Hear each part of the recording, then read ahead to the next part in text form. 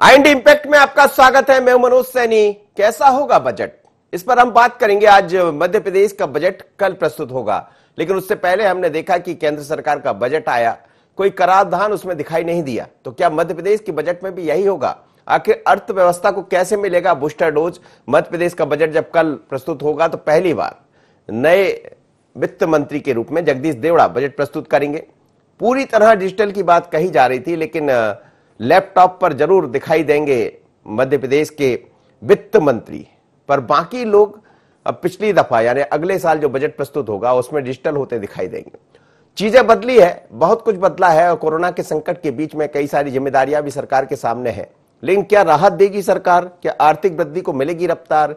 MP में पहली बार paperless budget की बात कही जा रही। आत्मनिर्भर मध्य प्रदेश की झलक इसमें दिखाई देगी। लेकिन हम इसी पर आज समझने का प्रयास करेंगे कि शिवराज सरकार के चौथे कार्यकाल का पहला बजट क्या रहेगा, उसमें क्या दिखाई देने वाला है। क्या सरकार 2,40,000 करोड़ रुपए तक का जो हो सकता है बजट, जिस तरह की बातें कही जा रही, पिछली साल की तुलना में 7 से 10% तक बढ़ा हुआ बजट दिखाई देगा। पेट्रोल और डीजल पर वेट कम होने के चांस तो कम है, लेकिन हो सकता है कि नया टैक्स कोई ना लगे, ऐसी संभावनाएं है। निकाय चुनाव को देखते हुए शहरी इंफ्रास्ट्रक्चर पर भी हो सकती है कई तरह की घोषणाएं। प्रदेश में 102 रेलवे ओवरब्रिज बनाने का भी हो सकता है ऐलान। Research design and development wing का गठन भी हो सकता है, जिस तरह की चर्चा है। पीडब्ल्यूडी के लिए करीब 5,000 करोड़ रुपए का हो सकता है प्रावधान, क्योंकि सड़कें ठीक करना है। इस बार बारिश भी हुई है और लंबे समय से सड़कों का निर्माण कार्य रुका हुआ है, लेकिन अब सरकार उस तरफ बढ़ रही है। किसानों पर भी सरकार का फोकस रहेगा और लगातार मुख्यमंत्री शिवराज सिंह चौहान दिखाई भी दे रहे हैं। किसानों के लिए बजट में करीब 2.30 लाख करोड़ का प्रावधान रखने की तैयारी है। कस्टम हायरिंग सेंटर की संख्या बढ़ाने की भी संभावना है। आर्थिक गतिविधियां कैसे बढ़े मध्य प्रदेश में, और कृषि, रोजगार, कर्मचारी, स्वास्थ्य एवं शिक्षा क्षेत्र पर फोकस सरकार का होगा। लेकिन 2023 का लक्ष्य साधने के लिए मिशन मोड पर योजनाएं चलेंगी, ऐसी चर्चा है। पहली बार विभागों को पैकेज बनाकर दिया जाएगा। अंशदायी पेंशन योजना में राज्य का अंश 10 से बढ़ाकर 14% हो सकता है। तो यह है एक नया बजट, ऐसा दिखाई देगा। लेकिन लोगों का क्या कहना है, जरा सुन लेते हैं बजट पर। कांग्रेस के हमारे वरिष्ठ जन मंत्रालय संभाल चुके हैं। जिन जिन विभागों का उनका अनुभव काफी है, और क्या गलतियां सरकार कर रही है, क्योंकि खजाना तो खाली है। कांग्रेस जो, मैं पीडब्ल्यूडी का मंत्री था, मैं जो सड़कें मैंने मंजूर करी, एक फुटी कौड़ी भी कॉन्ट्रैक्टरों को नहीं मिल रही है, काम छोड़ के अधूरे बैठे हैं। इसे नगरीय प्रशासन विभाग, विद्युत विभाग, तमाम सारे विभागों को, उन मंत्रियों को और हमारे विधायकों ने प्रश्न लगा दिए हैं। ध्यान आकर्षण के सब विषयों की तैयारी भी है। महत्वपूर्ण विषयों पे धारा के अंतर्गत हमें बात उठाना, उसकी भी तैयारी है। तो तैयारी जबरदस्त है। बजट भारतीय जनता पार्टी कल्याणकारी राज्य स्थापित करने वाली पार्टी है। विकास और जनता का कल्याण, ये हमारा ध्येय है। तो बजट आने दीजिए। बजट के पहले तो कुछ कहा नहीं जाता, पर सब कुछ। चलिए, तो कह रहे थे मध्य प्रदेश सरकार के मंत्री के बजट के पहले कुछ कहा नहीं जा सकता, लेकिन सब कुछ ठीक ठाक रहेगा। जगदीश देवड़ा दिखाई दे रहे हैं। तो मध्य प्रदेश में हम बजट पर चर्चा करने वाले हैं। पेंशन योजना में राज्य का अंश बढ़ाकर 10 से 14 किया जा सकता है, जिस तरह की चर्चा है। नए स्वरूप में शिवराज सरकार नजर आने वाली है। स्वरोजगार योजना फिर से लागू होगी। भामाशाह योजना, चंबल और नर्मदा एक्सप्रेस वे के लिए भी होगा वित्तीय प्रावधान। विश्वास सारंग चिकित्सा मंत्री ने जो बात कही आपने सुन लिया होगा। लेकिन एक तरफ सरकार तैयार है तो दूसरी तरफ विपक्ष भी तैयार बैठा हुआ है। तो आप देख रहे थे सज्जन वर्मा कह रहे थे कि हम भी नहीं बैठने वाले हैं। एक तरफ सज्जन वर्मा है तो दूसरी तरफ विश्वास सारंग, मध्य प्रदेश सरकार के मंत्री। पर यह बजट बड़ा जिम्मेदारी वाला होने वाला। चलिए, आकाश जुड़ रहा है मेरे साथ। उसके बाद हमारे कुछ गेस्ट जुड़ेंगे, हम उनसे भी बात करेंगे। आकाश, कैसा होगा ये बजट? ये भी कहा जा रहा है कि इस बार बजट में काफी कुछ प्रावधान, वित्तीय प्रावधान सरकार कर सकती है। जी बिल्कुल। जिस तरीके से मनोज जी, कोरोना संकट काल में अगर हम बात करें तो राज्य सरकार का ये पहला बजट होगा, क्योंकि जिस तरीके से इस बार बजट में काफी कुछ खास रहने वाला। अगर हम मध्य प्रदेश के परिदृश्य से बात करें तो मध्य प्रदेश में सरकार आत्मनिर्भर एमपी को लेकर जिस तरीके से लगातार काम कर रही थी और लगातार प्लानिंग कर रही थी, उसकी एक झलक जो है ये आम बजट में देखने को मिलेगी। और कहीं ना कहीं जो इंफ्रास्ट्रक्चर है इसके विकास पर ज्यादा जोर हो सकता है। लेकिन सरकार के लिए यहाँ पर चुनौतियां भी हैं कि आम जो पब्लिक है उसको किस तरीके से राहत दे। और एक बड़ी बात यही है, सरकार के लिए चुनौती भी यही है कि आम लोगों को जो आस है कि पेट्रोल डीजल पर जो लगने वाला टैक्स है उसमें सरकार थोड़ी सी छूट दे, जिससे उनको जो है थोड़ी राहत मिल सके, ऐसी आम लोगों को जो है उम्मीद है। लेकिन बजट कैसे आएगा ये तो कल ही पता पड़ पाएगा, क्योंकि कल जो है मध्य प्रदेश सरकार के वित्त मंत्री पहली बार जो है ऑनलाइन टैबलेट के माध्यम से जो है मध्य प्रदेश का बजट विधानसभा में पेश करने वाले हैं। लेकिन अगर हम बात करें मोटे तौर पर, अगर हम मनोज जी देखें तो लोक लुभावन ये बजट हो सकता है, क्योंकि आगामी समय में नगरीय निकाय चुनाव भी मध्य प्रदेश में होना है। तो ऐसे में शिक्षा की बात हो, रोजगार की बात हो, इस पर सरकार का ज्यादा फोकस होगा। इसके अलावा स्वास्थ्य भी एक बड़ी चीज है। यही कारण है कि स्वास्थ्य को लेकर भी लगातार सरकार जिस तरीके से एक्शन में नजर आई है, केंद्र सरकार एक्शन में नजर आई है, तो मुझे लगता है कहीं ना कहीं अगर हम बात करें स्वास्थ्य की, तो स्वास्थ्य में भी एक अच्छा खासा बजट का प्रावधान राज्य सरकार करेगी, क्योंकि कोरोना से अभी भी लड़ना है सरकार को। और ऐसे में स्वास्थ्य को एक बड़ा बजट मिल सकता है, इंफ्रास्ट्रक्चर को एक बड़ा अमाउंट मिल सकता है यहाँ पर। और अगर हम बात करें रोजगार को लेकर, तो रोजगार के लिए भी सरकार काफी कुछ कर सकती है। तो कुल मिलाकर इन 3-4 चीजों पर सरकार का अच्छा खासा फोकस यहाँ पर रहने वाला है। जी मनोज जी। चलिए आप थोड़ी देर बने रहिए आकाश, और फिर उसके बाद मैं आपके पास लौट रहा हूं। इस वक्त गोविंद मालू जुड़ रहे हैं, भारतीय जनता पार्टी के सीनियर लीडर है, साथ ही योगेश यादव जी है, कांग्रेस के प्रवक्ता है। आप दोनों मेहमानों का बहुत स्वागत है।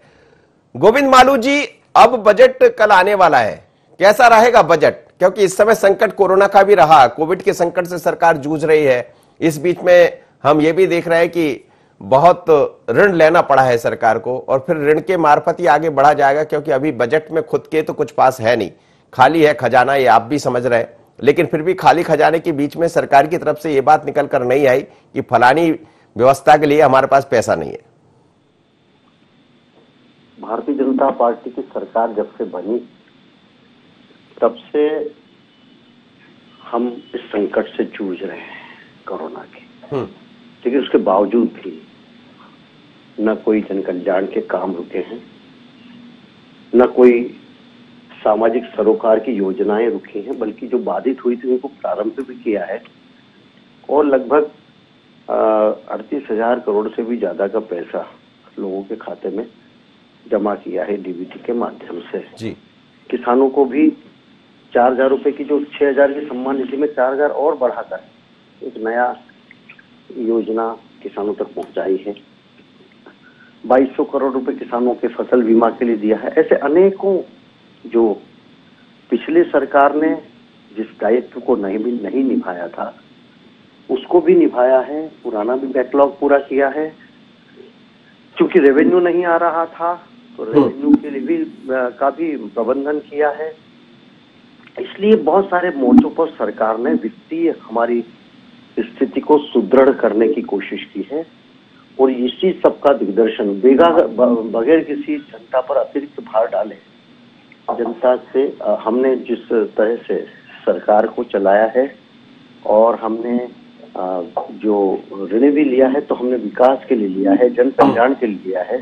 हमने भ्रष्टाचार के लिए नहीं लिया, हमने अपने वैभव पर खर्चा करने के लिए नहीं लिया। जिस तरह पिछली सरकार ने कर्जा ले और खी पियो की काम किया था वो हमने नहीं किया। तो वो ये चुनौतियां, तमाम चुनौतियों के बीच में ये जो बजट आएगा, तो हम तो ये कामना करें कि बजट गोपनीय चीज है, कि इसमें कोई नया भार जनता पर ना आए, और जी फिर भी राजस्व की वसूली हो। ये जो चतुराई नए वित्त मंत्री, चलिए कितनी चतुराई दिखाई देगी इस वक्त। लेकिन योगेश यादव मेरे साथ जुड़े। योगेश जी, 2,40,000 करोड़ रुपए तक का हो सकता है बजट इस बार। देखिए मनोज जी, मैं गोविंद मालू जी की ही बात से शुरुआत करता हूं कि जब से भारतीय जनता पार्टी की सरकार मध्य प्रदेश में रही है, वो मात्र 1 वर्ष की बात कर रहे थे, मैं 15 वर्ष का हिसाब दे रहा हूं। कभी ऐसा बजट मध्य प्रदेश में नहीं आया कि मध्य प्रदेश के आम आदमी के चेहरे पर चमक आई हो, खुशी आई हो, मध्यम वर्गीय मुस्कुराया हुआ है। कभी भी अभी देश के बजट ने निराशाजनक परिस्थिति उत्पन्न की थी, और मध्य प्रदेश का बजट भी संभावित यही है कि कोई मुस्कुराने की बात नहीं है। अब मुस्कुराने की बात तो जब आती है कि जब आप पेट्रोल डीजल पर वेट टैक्स कम करें, जो पूरे देश में सर्वाधिक है। मुस्कुराने की बात तो जब आती है कि जब आप मध्य प्रदेश में रजिस्ट्री पर सर्वाधिक टैक्स लेते हैं और रजिस्ट्री चार्ज कम करें ताकि आदमी को सस्ता मकान मैसर हो जाए, उपलब्ध हो जाए, लेकिन ऐसी कोई संभावना नजर नहीं आती है।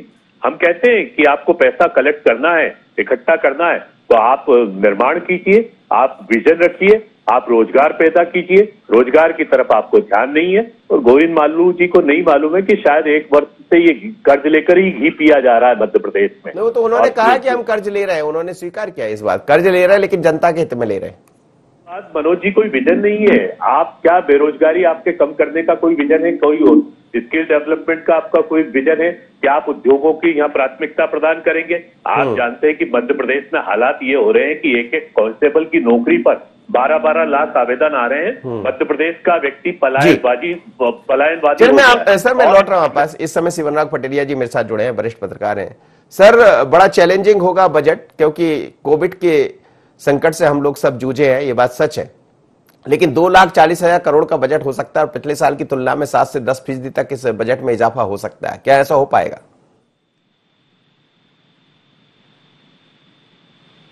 सर आप मेरे साथ जुड़े हैं? चलिए, इस वक्त जयंतीलाल भंडारी जुड़ रहे हैं मेरे साथ, इकोनॉमिस्ट है, अर्थशास्त्री है। भंडारी साहब मेरी आवाज सुन पा रहे हैं? बोले जी। क्या कहेंगे, सरकार का बजट आने वाला मध्य प्रदेश का कल, क्या दिखाई देगा इस बजट में और क्या उम्मीदें हैं व्यापारियों को, क्या उम्मीदें हैं लोगों को, और क्या आप देख रहे हैं चूंकि आप अर्थशास्त्री हैं? जी, वास्तव में इस समय मध्य प्रदेश के सभी लोगों की निगाहें प्रदेश के वित्त मंत्री जगदीश देवड़ा के द्वारा प्रस्तुत किए जाने वाले वित्त वर्ष 2021-22 के बजट की लगी हुई है। क्योंकि कोरोना संक्रमण की वजह से प्रदेश सरकार के टैक्स कलेक्शन में भारी कमी आई है, अतः प्रदेश सरकार के सामने सबसे बड़ी चुनौती सीमित संसाधनों से असीमित अपेक्षाओं की पूर्ति और सभी के लिए राहतों के बीच संतुलन बनाने की है। फिर भी जो एक परिदृश्य दिखाई दे रहा है कि आगामी वित्त वर्ष 2021-22 का मध्य प्रदेश का बजट चालू वित्त वर्ष 2020-21 के बजट आकार 2,05,395 करोड़ रुपए से बढ़कर करीब 2.40 लाख करोड़ रुपए से अधिक का होगा। चुनौतियों के बीच में संसाधन जुटाने के प्रयास किए जाएंगे। यदि हम संभावनाओं की तरफ देखें तो नए बजट का जो प्रमुख लक्ष्य संभावित दिखाई दे रहा है वो किसान, कर्मचारी और रोजगार पर फोकस करते हुए दिखाई दे रहा है और छोटे कारोबार के लिए भी इसमें अनुकूल व्यवस्थाओं की बात कही जा रही है। नए बजट के अंदर सबसे महत्वपूर्ण बात होगी वो ये होगी कि आत्मनिर्भर मध्य प्रदेश के निर्माण की डगर को आगे बढ़ाते हुए ये बजट दिखाई देगा। और नए बजट के तहत एक और महत्वपूर्ण बात होगी कि करीब 32,000 करोड़ रुपए के साथ कृषि बजट का एक चमकीला चेहरा संभावित है और नए बजट में अनाज के अलावा फूलों फलों के उत्पादन, मधुमक्खी के पालन के लिए अधिक से धनराशि देते हुए दिखाई दे सकेगी। और हम देखें कि प्रदेश के नए बजट में प्रदेश की सभी फ्लैगशिप स्कीमों, स्वास्थ्य और चिकित्सा क्षेत्र, चूंकि अभी भी कोरोना की चुनौती बनी हुई है, छोटे उद्योगों की चुनौती है, एमएसएमई को रोजगार बढ़ाने के लिए तथा बुनियादी ढांचे को फोकस करते और नई पीढ़ी के लिए डिजिटल कौशल और कौशल प्रशिक्षण की व्यवस्थाओं को आगे बढ़ाने के लिए इस बजट में महत्वपूर्ण प्रावधान हो सकते हैं। लेकिन सबसे बड़ी चुनौती यही होगी कि सीमित संसाधनों में बहुत सारी व्यवस्थाएं करना होगी नए संसाधन जुटाने की। लेकिन सर इसमें यह भी बात दिखाई दे रही है कि जिस तरह से आप बात कर रहे हैं पर कोविड का जो संकट रहा है, इस बीच में वैट कम हो जाए, पेट्रोल डीजल के दाम बढ़े हुए, कुछ होगा? जो अभी प्रदेश सरकार के आय व्यय का यदि हम विश्लेषण करें तो इस बजट में कोई प्रदेश सरकार के द्वारा टैक्स संबंधी राहत नहीं देते हुए दिखाई दे रहे हैं, क्योंकि वही सबसे महत्वपूर्ण आधार बना हुआ है सरकार की आय का। तो ये तो नहीं होगा, लेकिन जरूर है कि कोविड-19 के बीच टीकाकरण अभियान और स्वास्थ्य सुविधाएं शहरों के साथ साथ गाँवों में। आप बने रहिए, मैं आपसे समझ रहा हूँ। इस समय शिव अनुराग पटेलिया जी मेरे साथ जुड़ गए, वरिष्ठ पत्रकार है। सर आपका स्वागत है। कैसा दिखाई दे रहा है इस बार का बजट मध्य प्रदेश का, क्योंकि बहुत ज्यादा एक बड़ा संकट रहा है कोविड का और संकट के बीच में चुनौतियां कई सारी सामने खड़ी है, ऐसे में कोई राहत मिल पाएगी? मनोज जी, मुझे लगता है कोई राहत नहीं मिलेगी और कोई कर भी नहीं बढ़ेगा। कर न बढ़ने का कारण है कि नगरीय चुनाव आने वाले दिनों में होने वाले हैं। दूसरा सबसे बड़ी बात है कि पेट्रोलियम प्रोडक्ट और लिकर, इन जो सबसे बड़े आय के साधन हैं, उन पर पर्याप्त संख्या में राजस्व सरकार प्राप्त कर रही है। बस बजट में कुछ लोक लुभावन योजनाएं हो सकती हैं, नगरीय कल्याण की योजनाओं पर जोर हो सकता है क्योंकि चुनाव होने वाले हैं, और बेरोजगारों को रोजगार देने का मामले को बढ़ाया जा सकता है। लेकिन बाकी सारी चीज में आप उम्मीद करिए यथास्थिति का बजट ही होगा। जी जी सर, लेकिन एक बड़ा चैलेंज वही है कि कहां से धन जुटाएगी सरकार, कुछ नजर आता है, कुछ नया सोर्स इसमें दिखाई देगा इस बजट में? देखिए, सबसे बड़ी बात है कि अगर तो सीपेज को बंद करना पड़ेगा, लीकेज को बंद करना पड़ेगा। अगर वो बंद कर पाए तो आप कर राजस्व की ज्यादा वसूली कर पाएंगे। दूसरी सबसे बड़ी बात है कि मितव्ययता भी एक धन कमाने का साधन होता है, कर कमाने का साधन होता है। सरकार में जो अनुपयोगी गैर उपयोगी खर्च होते हैं, अगर उनमें प्रतिबंध लग जाए तो बहुत सी समस्याओं का हल हो जाएगा। दरअसल जो प्रोडक्टिव एक्सपेंसेस हैं वो हमेशा आपको लाभ देते हैं। जैसे अगर आप मकान खरीदते हैं, सड़क बनाते हैं, तो उससे आपको कर प्राप्त होता है और एप्रिसिएशन भी होता है। जैसे एक आम आदमी मकान खरीदता है 10 लाख का, वो 5 साल बाद वो 50 लाख का हो जाता है, 40 लाख का हो जाता है। लेकिन वही पैसा अगर वो कार खरीदने में खर्च करते तो वो बर्बादी हो जाती है। तो सरकार को कार खरीदने जैसे, मतलब कार नहीं, कार तो ठीक है, लेकिन उस जैसे जो अनुपयोगी खर्च हैं, नॉन प्रोडक्टिव एक्सपेंसेस हैं, उन पर प्रतिबंध लगाना चाहिए और जो लागू कर हैं उनको वसूलने की पूरी ताकत से कोशिश करना चाहिए। अगर ऐसा हो पाए तो मुझे लगता है चीजों को काफी हद तक सुधार किया जा सकेगा। जी जी, चलिए सर, आप बने रहिएगा, एक बार और मैं आपके पास लौटूंगा। जी गोविंद मालू जी, आपके ऊपर कुछ सवाल खड़े कर रहे थे कि 15 साल से आपकी सरकार रही है, लेकिन चमकीला चेहरा जिसकी आप बात करते रहे, बजट के बाद कभी चमका हुआ दिखाई नहीं दिया। आरोप था योगेश यादव जी का, लेकिन फिर भी हम तो आपसे उम्मीद लगाएंगे और जनता भी सरकार से उम्मीद लगाए बैठी है। योगेश यादव जी को बजट की जो मर्म है और अर्थशास्त्र का जो ज्ञान है उसका अभाव लगता है मुझे। वो केवल एक रटा रटा है जो कांग्रेस का परंपरागत विपक्षी जवाब है उस पर आ जाते हैं। उनके पास न कोई तर्क है, न कोई आंकड़े हैं, न कोई तुलनात्मक विवरण है कि सरकार ने पैसा लिया तो क्या किया, उसके बाद में कहां पर बजट जो डिफिसिट हुआ उसका क्या हुआ, अनुत्पादक खर्चों का, जैसे कि अभी पटेरिया जी कह रहे थे, मैं उनकी बात से सहमत था कि सरकार को अनुत्पादक खर्चों पर भी पाबंदी लगानी पड़ेगी और इस बजट में उसका दिग्दर्शन होगा, क्योंकि ये तो वित्तीय प्रबंधन ही तो प्रमुख विशेषता है। सरकार के लीकेजेस बंद करे और वित्तीय का प्रबंधन करे, उससे कई सारी राशि राजस्व की बच जाती है। वसूली के लिए भी, राजस्व का संग्रहण के लिए भी लगातार सरकार प्रयास करती है। जब भ्रष्टाचार नहीं होगा तो संग्रहण भी ज्यादा होगा। इन सब बातों पर फोकस शिवराज सरकार ने किया है। नहीं, आप भी ऐसा मान रहे हैं कि भ्रष्टाचार जैसी चीजें हैं अभी दिखाई दे रही है? प्रदेश में सिंचाई, बिजली और पानी की पर्याप्त उपलब्धता पूरे कोविड काल में रही, और जब हमारी सरकार गई थी और इनकी सरकार आई थी तो गर्मी के दिनों में त्राही त्राही और त्राहीमाम कर लिया था। तो देखिए, ये जो व्यवस्थाएं हैं और ये जो संसाधन जुटाना है और उनका कैसा बेहतर प्रबंधन करना है और जनता को राहत देना है। जनता के खाते में जब डीबीटी के माध्यम से पैसे गए तो वो कहाँ से आए? वो ऊपर से किसी झाड़ में, किसी पेड़ में तो नहीं लगे थे पैसे, वो तो आए तो उपार्जित तो जनता के राजस्व से जनता को दिया है। यही तो समाजवाद है, यही सरकार का मूल ध्येय है। ये समाजवाद का पूरा नारा देते हैं हम, वास्तव में उसको नियोजित करके उसको क्रियान्वित करते हैं।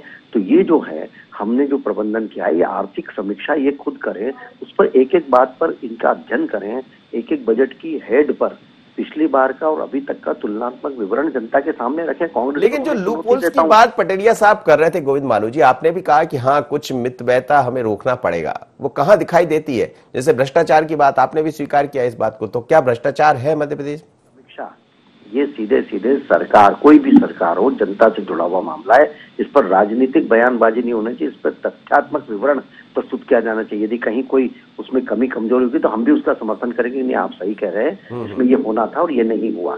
लेकिन आप केवल विरोध के लिए विरोध करें तो मुझे समझ में नहीं आता है कि आपकी जो बुद्धि है उसका आकलन जनता कर लेती है और उसी अनुसार अपना मतदान करती है। आगे नगरीय निकाय चुनाव में भी इनकी बुद्धि के हिसाब से ही लोग मतदान करेंगे। इसलिए बजट पर उस पर बजटीय नियंत्रण कैसे हम उस घाटे की कमी करें, और जैसे अभी कृषि के अलग से बजट के प्रावधान जब होंगे, कृषि का एक बजट आएगा, तब लोगों को लगेगा कि सरकार ने कुछ किया। तो जनता तक डिलीवर करना ये सरकार का महत्वपूर्ण। योगेश यादव जी जवाब दीजिएगा। देखिए, गोविंद भाई इंदौर के हैं और अच्छी तरह जानते हैं कि इंदौर विश्वविद्यालय में इकोनॉमिक्स में मुझे कितने नंबर मिले हैं। ना हो भूल गए हो तो मार्कशीट में दिखाने को तैयार हूं। जहां तक आप अर्थशास्त्र के संदर्भ में कह रहे थे, तो आपकी जो भी बात हुई अभी, ये राजनीतिक आपका वक्तव्य था। जो भी बजट होता है, जब तक आप स्वास्थ्य के प्रति, शिक्षा के प्रति, कृषि सेक्टर के प्रति, ग्रामीण विकास के मामले में यदि आप काम नहीं करेंगे तो आपका प्रदेश कभी उठ ही नहीं सकता, रोजगार उन्मुखी वातावरण बन ही नहीं सकता। जब मध्य प्रदेश का बेरोजगार पलायनवादी हो गया है, मध्य प्रदेश का बीमार मरीज मध्य प्रदेश में इलाज कराने के बजाय अहमदाबाद जा रहा है, गुजरात जा रहा है, महाराष्ट्र जा रहा है, तो आप जान रहे हैं कि आपका इंफ्रास्ट्रक्चर किस आधार पर टिका हुआ है। और आपके पास विजन इसलिए नहीं है कि आपके से कोई रोजगार का सृजन ही नहीं है। मैं शिव अनुराग जी पटेरिया की इस बात का पूर्ण समर्थन करता हूं कि आपके इन्वेस्टमेंट का आपका निर्माण क्या है। आपका इन्वेस्टमेंट है ही नहीं, क्योंकि आपके पास शिगुफेबाजी है, आपकी सरकार में भ्रष्टाचार है, और भ्रष्टाचार तबीयत से इसलिए आप कर्ज लेकर कर रहे हैं। आप दूर कर देते। आपको फोबिया है कांग्रेस का, आप कांग्रेस की 15 महीने की सरकार याद करते हैं, उसके बाद के कार्यकाल का आप अध्ययन कर लीजिए कि इस बजट में, और मैं कह रहा हूं, एक शब्द कह रहा हूं कि बजट मुस्कुराने के लिए होता है, जनता के लिए, लेकिन इस बजट में 2 मार्च के बजट में मुस्कुराने की कोई चीज नहीं रहेगी। आम आदमी दुखी है, दुखी ही बनकर रहेगा और अपने भाग्य को कोसेगा कि वो मध्य प्रदेश की सरकार में है। योगेश जी, आपने भी पेट्रोल डीजल को लेकर मुस्कुराने की बात कही थी कि जनता मुस्कुराएगी, और कुछ कहा भी था, कुछ राशि, अब मैं उस राशि का जिक्र नहीं करना चाह रहा हूं, लेकिन वो हो ना सका था। नहीं, हमारे संभावनाएं थी, हम लोगों ने उसमें प्रोसेस में थे, अंडर प्रोसेस में थे, हमने कह दिया था कि हम करेंगे। आप कर दे, अब भारतीय जनता पार्टी की सरकार यहाँ पर वेट कम कर दे, पेट्रोल डीजल के भाव कम कर दे, और ये अभी रजिस्ट्री चार्ज आपका कितना बढ़ रहा है उसके भाव कम कर दे। बहुत सारी संभावना है यदि मध्य प्रदेश में काम किया जाए। आज हमारे मध्य प्रदेश में सबसे बड़ी आवश्यकता है यहाँ के लॉ एंड ऑर्डर की। थानों की हालत बदतर हो गई है, आधुनिक व्यवस्थाएं नहीं है। मध्य प्रदेश का जिस तरीके से आप अपराध बढ़ रहा है, उसका मूल कारण है ना तो थानेदार हैं उतने, ना पुलिसकर्मी है, ना वैसे थाने हैं, ना आधुनिक व्यवस्था है। मध्य प्रदेश में तो जंगल राज चले गया। यदि आप बिहार और यूपी की तुलना करते हैं कि भाई बिहार यूपी की हालत बदतर है, तो मैं अब कहने लगूंगा कि मध्य प्रदेश की हालत बद से बदतर होती जा रही है, और यहाँ मुस्कुराने की कोई संभावना नहीं है। आप स्टडी कर लीजिए अर्थव्यवस्था के बारे में, मैं लौट रहा हूं आप पास। इस वक्त शिवराग पटेरिया जी के पास वापस चलता हूं। सर, आप सुन रहे थे मितव्ययता की एक बड़ा सवाल आपने खड़ा किया है कि कुछ मितव्ययता यदि रुक जाए तो चीजें, कुछ लोकपोल्स रुक जाए तो चीजें हो सकती है, लेकिन यह हमेशा किसी भी सरकार में रहे, भ्रष्टाचार है, मितव्ययता है, बातें बड़ी बड़ी होती है पर दिखाई देती है। तो क्या शिवराज जी एक अलग मोड पर भी दिखाई दे रहे हैं इस बार? देखिए, मुझे लगता है अगर शिवराज जी को आगे जाना है, अगले चुनाव जीतना है, तो निश्चित तौर पर अपने आप को परिवर्तनकारी मुख्यमंत्री के तौर पर सिद्ध करना पड़ेगा। देखिए, भ्रष्टाचार पर प्रतिबंध लगा है, लगाया गया है, लागू है, अलग बातें हैं, और जमीन पर उसका उतरना अलग बात है। दूसरी सबसे बड़ी बात है कि सरकारी अफसरान जिस तरह से सरकारी संसाधनों का दुरुपयोग करते हैं, उन पर रोक लगना चाहिए, चाहे वाहन हो, चाहे नौकर चाकर हो, या अदर एसेट्स का है। सबसे बड़ी बात है, आम आदमी और खास आदमी के बीच कोई फर्क नहीं होना चाहिए। और अगर आप ऋण लेते हैं तो ऐसे डेवलपमेंट में आप करें तो निश्चित तौर पर उसका लाभ मिलेगा, लेकिन अगर उसे आप दूसरे खर्चों में करते हैं तो मुझे लगता है उसका कोई औचित्य नहीं है, और आप पर कुल मिलाकर एक धन का दबाव बनने की कोशिश होती है। और जहां तक बजट की बात है, सरकार के खजाने की बात है, तो खजाना एक अमूर्त चीज है। रोज कर आता है, रोज खर्च होता है, बस उसको आपको रेगुलेट करना है और सही जगह खर्च करना है। अगर आप सही जगह कर पाते हैं तो निश्चित तौर पर अपने मंजिल मकसूद पर आप पहुंच सकते हैं। चलिए सर, आपका धन्यवाद। मेरे साथ इस वक्त भंडारी साहब जुड़े हैं। भंडारी जी, मेरी आवाज सुन पा रहे? भंडारी जी, आवाज सुन पा रहे? चलिए फिर से जोड़ते हैं भंडारी साहब को। वापस चलता हूं। गोविंद मालू जी, कई सारे सवाल खड़े कर दिए है योगेश जी ने, और उन्होंने कहा कि मेरी डिग्री भी आप आकर देख लीजिए। मनोज जी, इनकी डिग्री तो मैं बाद में देखूंगा, क्योंकि ये जो डिग्री है वो कांग्रेस में जाने के बाद में वो 0 हो जाती है। वो डिग्री 0 डिग्री हो जाती है, वो 100 डिग्री की 0 डिग्री हो जाती है। इनको पेट्रोल डीजल पर, ये मैं केवल पेट्रोल डीजल की बात कर रहा हूँ, कमलनाथ सरकार ने जुलाई 2019 में डीजल पे 2 रुपए एक्स्ट्रा टैक्स लगाया। सितंबर 2019 में 18 से 23% वेट किया। पेट्रोल में 2 रुपए से बढ़ाकर 3.5 रुपए कर दिया। वेट 28 से 33% किया सितंबर 19 में। तो ये जबकि भाजपा सरकार ने 2017 में डीजल पर वेट घटाया, पेट्रोल पर वेट घटाया, और इन्होंने एक और बात कहूंगा, ये बढ़ाने की बात तो दूसरी है। चलिए सर, इन्होंने अपने जो वचन पत्र है उसमें एक तो कर्ज माफी वाला धोखा दिया और एक चलिए सर, अब जनता देख लेगी, अब जनता देख लेगी और देखा भी है। आप सभी मेहमानों को बहुत बहुत धन्यवाद। लेकिन मध्य प्रदेश का कैसा होगा बजट, हम इस पर चर्चा कर रहे थे। निगाह रहेगी इस पर कि बजट में क्या कुछ नया दिखाई देने वाला है। लेकिन इस बार 2,40,000 करोड़ रुपए तक का बजट हो सकता है। पिछले साल की तुलना में 7 से 10% तक इस बजट में इजाफा होगा, ऐसी उम्मीदें हैं। लेकिन हर वर्ग को राहत देने की बात कही जा रही, पर यह जरूर है कि नए टैक्स नहीं लगेंगे, यही राहत होगी। कुछ नया दिखाई नहीं देगा। कितना होगा नया, क्या कुछ मिलने वाला, तो निगाह रहेगी। कैसा होगा बजट, इतना ही। मुझे दीजिए इजाजत, बने रहिए N24।